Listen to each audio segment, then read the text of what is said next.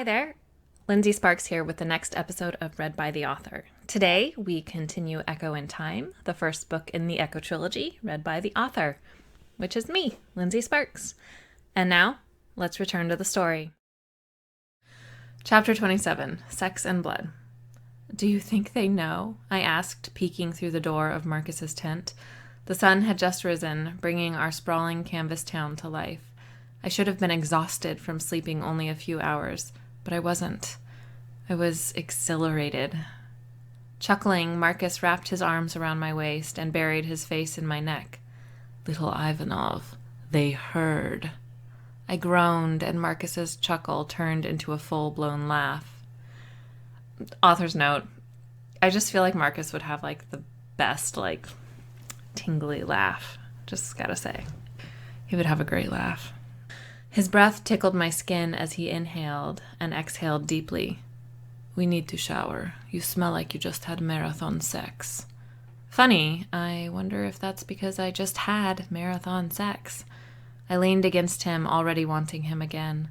The hyper-aware, hypersensitive bonding thing would take some getting used to.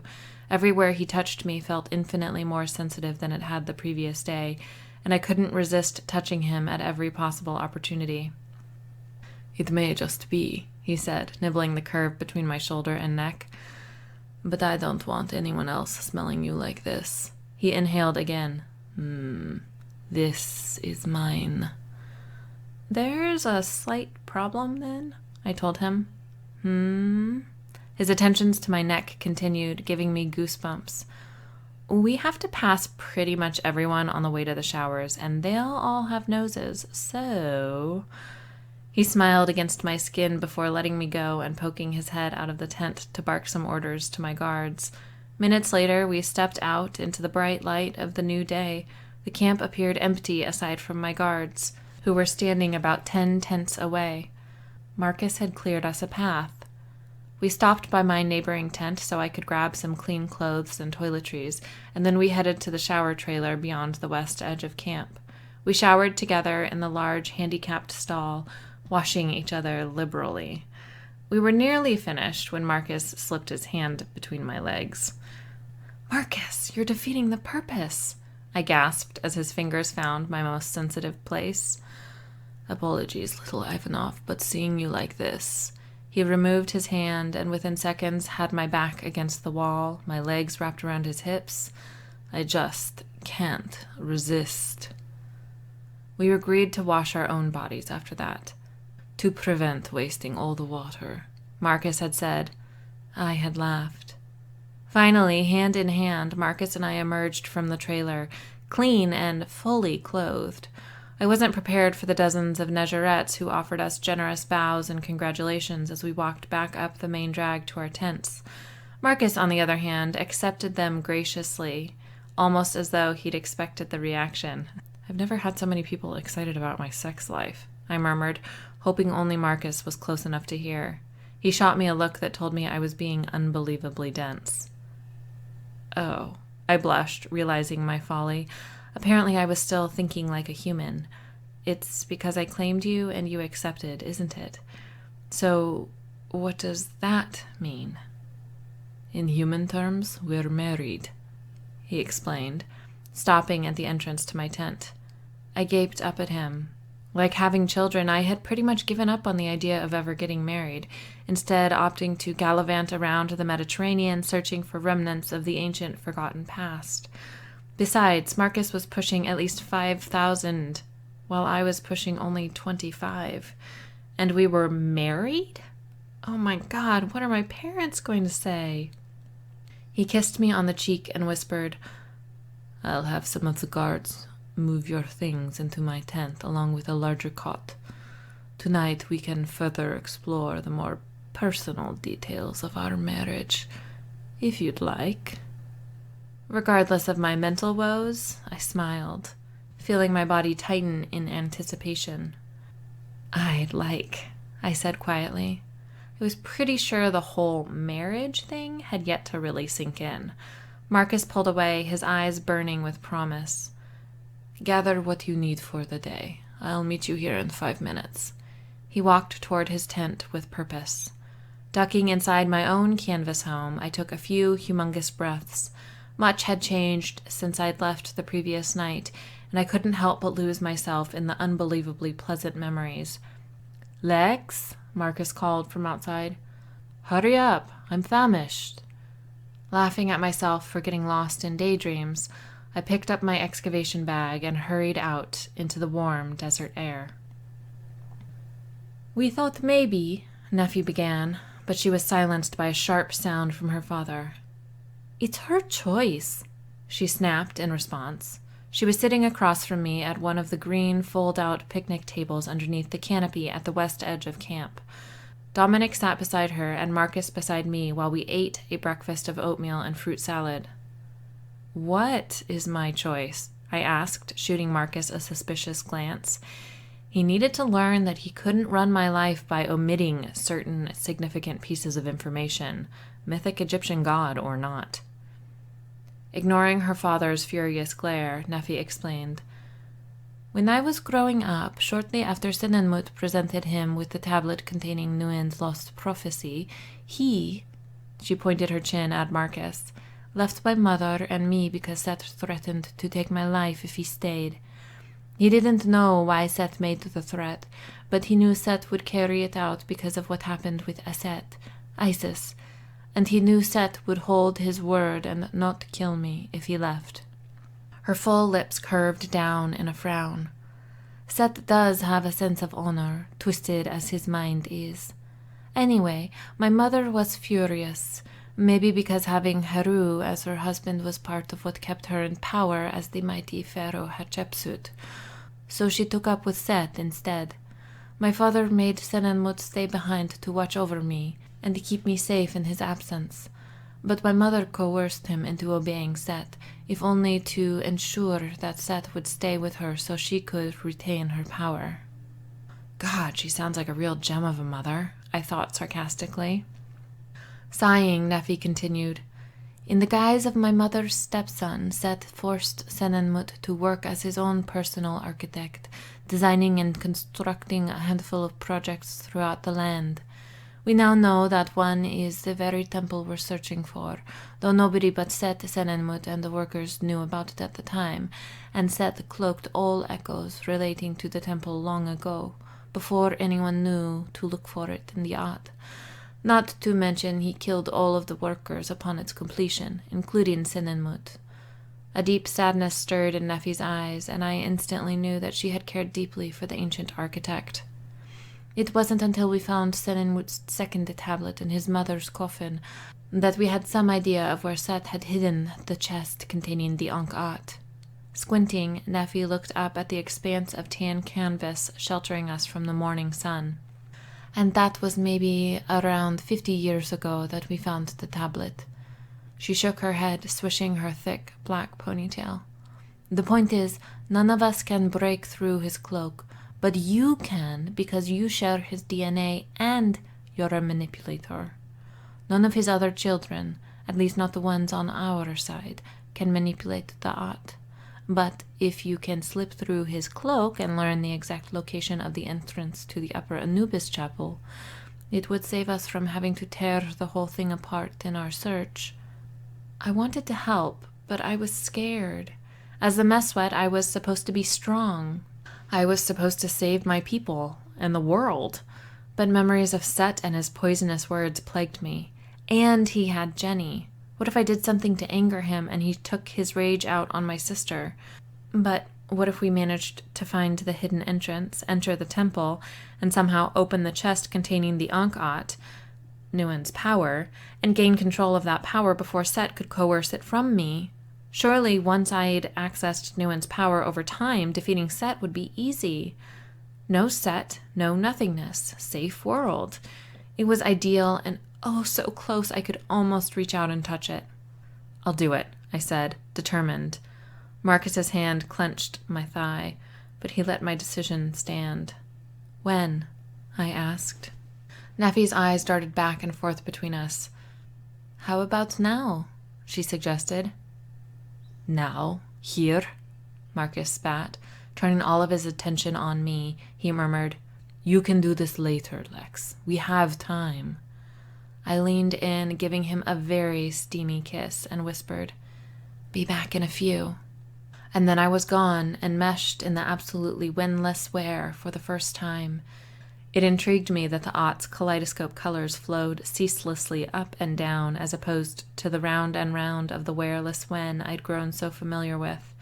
Shifting my focus slightly to the upper Anubis chapel, I thought about Set, really, really hard, and eventually the world slammed into place. I stumbled forward several steps, listening as the ground didn't crunch beneath my feet. When I finally righted myself, I noticed 2 robed men standing before me, one pale-skinned, Set, the other tan. Set tapped on a limestone wall, speaking in what sounded like the same beautifully sibilant language I had heard Marcus use several times, Middle Egyptian. It was so similar to Nguyen's language, just not quite the same, like Spanish versus Italian. "You should know better than this by now," Set said from behind me. I knew it was the real Set, his Ba, not the echo of a past version of himself, like the Set I was watching interact with a man I assumed was Senenmut. I groaned. He's right. I really should know better. I did know better, but people were depending on me. "I'm looking for the entrance. I thought you wanted me to find it so I can access the Ankhat," I said. "That way you can try to command me and all." Set laughed. "I want you to find it in the right state of mind. Are you in the right state of mind, daughter?" I refused to turn around. "Be my daughter, my true daughter. Join my family in purpose as well as blood. You and I, we can do great things together," he cooed. "No," I said, "we really can't." "Join me, obtain the Ankhat for me. Obey me," he urged. "Never going to happen," I told him as I watched the other Set, the one from millennia past, argue with the golden-skinned man. "I'll destroy your precious state of Washington," Set said. "And then I'll never obey you. Not ever. I'll have nothing left to lose," I told him. Oh God, what if he really does it? His hand latched around the back of my neck, squeezing so hard he forced my spine to arch. "You think that? I'm not so sure." Suddenly, Set was in front of me. He backhanded me, hitting the left side of my face, and I sprawled onto the ground on hands and knees, spitting blood and saliva. I had never been hit before, not really. The shock almost overwhelmed the pain, for about a second. Kicking me in the gut, he said, "Take a look, daughter. See exactly what it is you have to lose." I was suddenly crouched on hands and knees in my canvas tent, gasping for breath. The world was dead silent around me. Too silent. Did Set send me back to my body? How would I get back to my tent? I groaned. God, I hurt. Taking a deep, painful breath, I called out, "Marcus? Dom? Vali? Sandra?" Dead silence. I pushed myself up to my feet and swiped my swelling mouth with the back of my hand. It came away smeared with blood. "Hello? Anyone?" I called, passing through the wide-open doorway and into the dry heat of Deir el-Bahri. In the glaring midday sun, I hadn't noticed the debris piled on the ground in front of my little doorway. I tripped, stumbling several steps before sprawling out on hands and knees again. My palms were quickly becoming badly scraped, with sharp little rocks slicing into my flesh. "Damn it," I grumbled, looking behind me to see what I had tripped over. Author's note, I don't know if this requires a trigger warning or not, so I'm just going to throw one out there, which is there's going to be a lot of dead bodies and torture, some torture. So that's all I'm going to say. It was Dominic, my Dominic. "Oh no, Dom? I scrambled the few feet to his motionless body. "Help!" I yelled. "Someone help!" Even if the greatest doctor who had ever lived had heard, it wouldn't have mattered. Dominic's open eyes were vacant, his face white and bloodless. I reached out but snatched my hand back almost instantly. I couldn't bear to touch him. Jerkily, I crawled to Marcus's tent, but after a quick peek through the open doorway, I knew it was empty. Slowing down my panicked brain, I forced myself to remember where I had been before I had entered the Ott, before I had encountered Set. At the tables under the canopy, eating breakfast with Marcus, Dominic, and Neffy. Standing, I raced through the middle of camp. When I reached the west edge and saw what lay just beyond one of the tents along the perimeter, I skidded to a halt. It was another person. Familiar chestnut brown hair fanned over the fine bones of a feminine, middle-aged face. Her arm was outstretched, her fingers reaching toward the crumpled body of a stocky man. Crouching at the woman's side, I extended a shaking hand toward her to brush the hair from her face, but stopped short. There was no question. I thought maybe I'd been wrong. Maybe it just looked like her. Maybe it was someone else, some other nameless woman, someone else's mom, not mine. No! I wailed, pounding the earth with my bloodied palms. I reached for her, needing to feel her in my arms. I had to let her know I was there for her, even if it was too late, but my hands were stopped short. By something. By nothing. By Ott. The realization that I was in an echo hit me soundly in the chest. I sat back, taking in my surroundings. Questions swarmed in my brain, buzzing, humming, flapping. Is it real? What kind of echo is it? Is it the past? Did something awful happen right after I entered the Ott? Or is it the future? But why would my parents be here? I remembered Alexander once telling me that temporary false echoes were allowed for training purposes. Is it a false echo? Did Set fabricate this place? Can he even do that? Marcus had told me that Set was the most talented manipulator of Ott, so I figured if anyone could create such a detailed, horrific false echo, it was him. Terrified, I fled from the echo. Or I tried to. After a brief, jarring sensation, I ended up right back where I had been, on the ground before my dead mother. I couldn't leave the echo. Somehow Set was keeping me there. I was in a cage composed of Ott. His cage. Lex, there you are. Are you all right? I spun on my knees at Marcus's voice. Marcus, sanctuary, haven. Marcus, thank... My words were cut short by the splattering of warm wetness on my face. Blood welled out of a hole in Marcus's forehead, and he fell to his knees. All realization that I was in a fabricated echo evaporated. Marcus, my Marcus, lay dead in front of me. His blood was pooling on the ground, inching toward my splayed fingers. No! I screamed, keening, ancient and instinctual. I rocked on my knees beside the body of the man I loved. My essence simmered down to one thing: despair. Anything but him. Anyone but him. Ah, daughter, I should have known, Set said with satisfaction, then winked. Got you. Minutes, hours, days later, I trembled beside another bloodied, dead Marcus. How many? Why?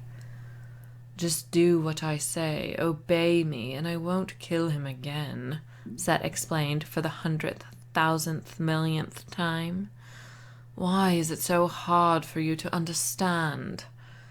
Because if I obey you, mankind will be destroyed, you bastard. My perpetually bloody mouth opened in a grim smile, and I spat out some pinkish saliva. Splatters landed on his designer shoes. Maybe I just like the sound of your voice when you're pissy, I cooed. You little whore, he growled, kicking me in the abdomen. I curled into the fetal position, but it didn't stop him. Aiming for my back and legs, Set kicked me until I could no longer think. There was only pain. Sometime later, I heard the voice of an angel. Lex, why are you on the ground? It was Marcus. Again. I needed him to hold me, to tell me everything would be okay, to remind me to survive. I needed him to remind me why I should want to survive. Don't look at him, Set commanded.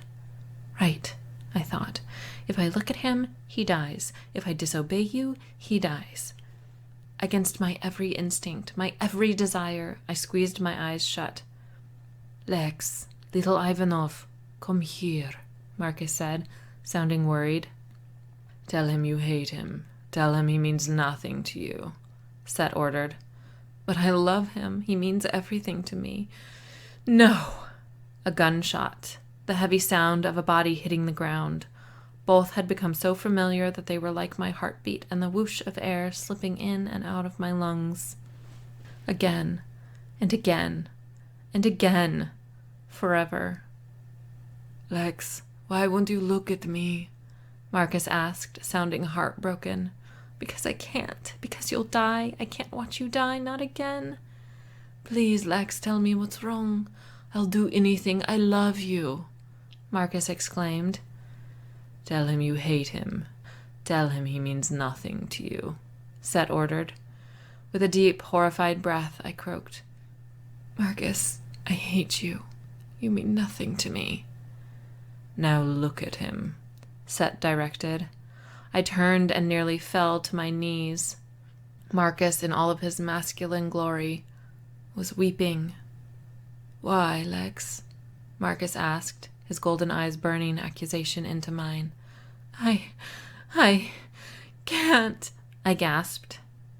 Touching, really, Set said urbanely. Now come give Daddy a kiss and make it count. Never, I hissed and watched a bullet tunnel through Marcus's skull. Closing my eyes, I bowed my head at the death of my latest Marcus. I never wanted to watch him die again. I would trade the world for him. It was what Set wanted, for me to be willing to trade something for the world, for there to be some price high enough to buy my obedience, for me to make that decision on instinct every time. He had succeeded. I'll give you some time to think, Set said before vanishing. But I didn't need time to think. He had broken me. He had won. Anything for Marcus. The world for Marcus. I would obey. Chapter 28. Marcus. If anyone even mentioned the solstice or the nothingness again, Marcus was going to lose it. He gripped the edge of his desk with both hands, waiting for his daughter, or one of the men sitting on either side of her, to speak. His head was throbbing, and his hands would have been shaking if not for their death grip on the desk. Bonding withdrawals. If he didn't get them under control soon, the withdrawals would be the death of him. Literally. Neffy opened her mouth, took a deep breath, and exhaled loudly. This is ridiculous. The solstice is in the I don't care, Marcus shouted, flipping his desk over as his rage and pain converged within him, erupting outward. Various pens, papers, and books went flying. He was sick of talking about things that didn't matter. Finding her ba was all that mattered. Marcus didn't care that his refusal to leave his tent and its priceless occupant for more than a few minutes forced his people to come to him whenever they needed to speak with him. He was used to people coming to him. He didn't care that everyone treated him like he had lost most of his mental faculties. He didn't care about the excavation or the nothingness or the destruction of the goddamn world. Nothing mattered but the woman lying in Otked on his cot. There. Cot. She'd been like that for nearly 3 months. He'd never heard of anyone remaining in the suspended state for so long, and he couldn't help but imagine every passing second damaging her body. Theoretically, she could survive for years in Otked without food or water. Theoretically, to her body, only a few hours had passed. Theoretically, if she woke at that moment, she would feel like she'd taken a several-hour-long nap. Theoretically. Apparently unperturbed by his outburst, Neffy brushed a few stray papers off her lap. "We have to do something," she grumbled, looking to Alexander and Dominic for support. Marcus glared at her for a long time before looking away, unable to bear the weight of her pitying expression. He couldn't stand to look at anyone for more than a few seconds. They all felt sorry for him, and he hated them for it. They were wasting their energy worrying about him when they should have been finding a way to help her. Lex, find her, he growled. "That's doing something." "And if she's not anywhere? If she can't be found? If she's just gone?" Neffy asked, and Alexander and Dominic held their breath. Marcus's volatility became more dangerous each day that passed without Lex's ba returning to her body. It was the pain and not just emotional devastation at the possibility of losing her forever, but the tormenting, ever-increasing physical pain of bonding withdrawals. Unlike kicking a regular addiction, Marcus's need, his craving for her bonding pheromones would only get worse. Only two things could stop the pain: Lex returning to her body and becoming one with him in the most intimate of acts, or his death. Standing, Marcus strode the few paces into the tent's second room and sat beside Lex on the edge of the wide cot. She lay on her back, slender and pale and, as far as his eyes could tell, healthy. Neffy examined her every day to make sure nothing was amiss, and he washed her every night so she would be comfortable.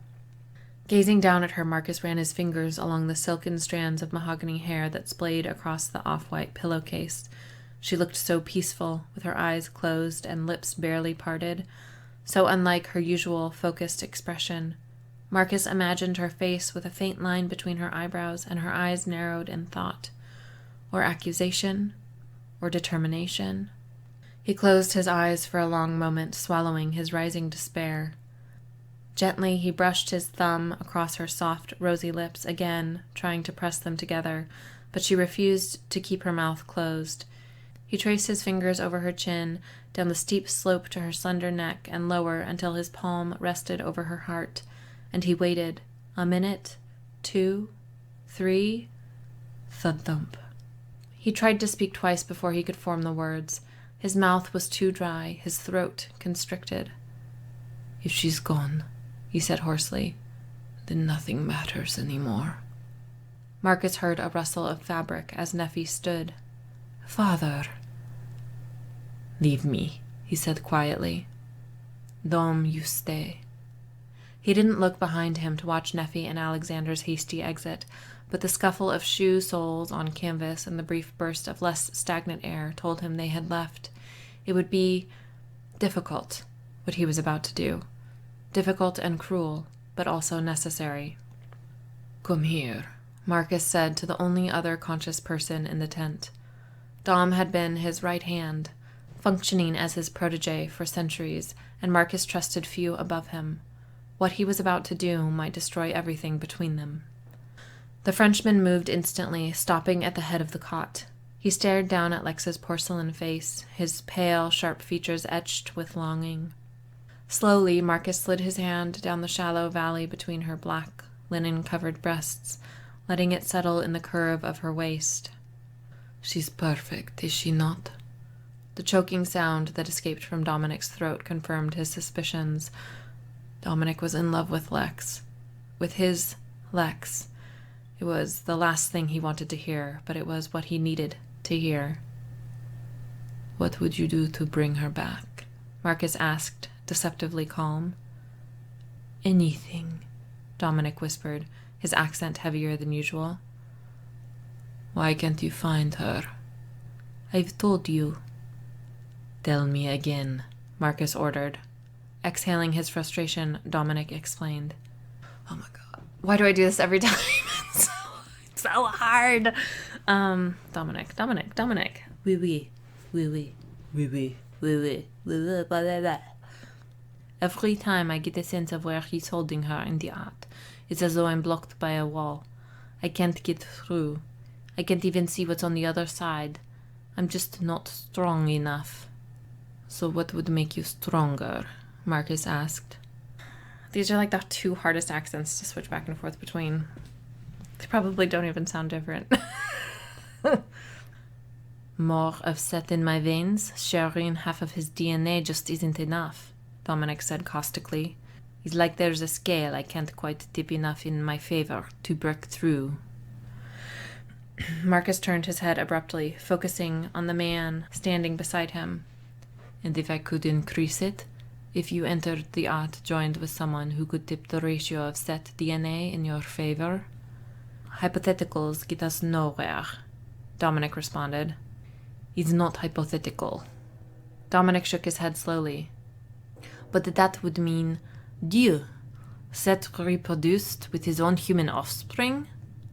It was terrible, but I'm going to stick with it. His severe features twisted in disgust. Marcus nodded, equally appalled. It was one of the most horrific crimes their people could commit, but for once he was glad of his ancient, misguided friend's heinous faults. Set, having reproduced with his own carrier daughter, might very well save Lex. Only once that I know of, Marcus said. Dominic was suddenly alert, displaying the razor-sharp intensity that had drawn Marcus to him when they first met centuries ago. Who? Where? Marcus looked back down at Lex, flexing his fingers into her tantalizingly soft flesh. She's here, he rasped, with her mother. With her mother? Dominic asked, clearly surprised. Only the very young still had mothers, since Negerettes couldn't bear children. Every Negerette's mother was a human carrier. What aren't you telling me? She hasn't manifested yet. You would force her? Dominic asked, horrified. Without an ounce of hesitation or remorse. But the question is, will you? Marcus asked. It was a horrible, dreadful thing to ask of Dominic. Forcing any Negerette to manifest by thrusting them into the Aut essentially froze the Negerette's body at its current state of physical maturity. If the Negeret or Negerette were too young, he or she would die. If the Negeret or Negerette survived, his or her body would remain perpetually on the cusp of adulthood. In terms of Negeret crimes, forcing someone to manifest was second only to incestuous procreation with your own human offspring. But it wasn't as bad. It was acceptable. It had to be. For Lex.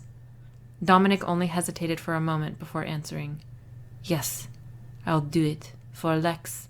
How old is the girl? 18. You're certain she'll manifest? That she's truly Negerette? Dominic asked. If she weren't, attempting to force manifestation would be a death sentence. Marcus nodded. She's already showing the signs of pre-manifestation. Who? Katarina Dubois, Jen's daughter. Merde. I didn't realize Jen was... How did you discover she's Set's daughter? Dominic asked with morbid curiosity. I had her DNA tested as soon as I learned Set had impregnated her. I had to know if she was an Ivanov, Marcus said. She wasn't. I see. Get the child to agree and I'll do it. Dominic looked nauseated as he spoke. Get her to agree and we can find Lex.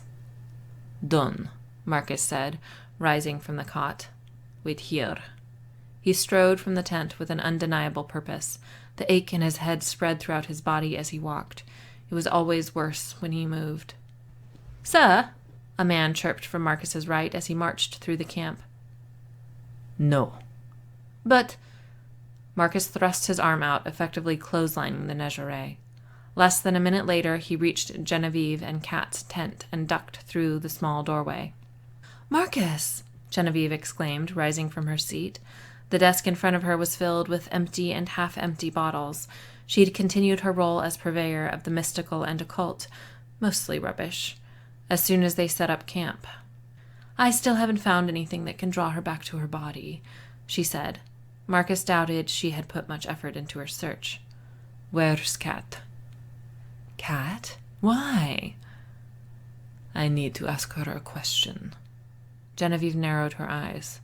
Which would be? Marcus took a deep, calming breath. He had neither the time nor the patience for this.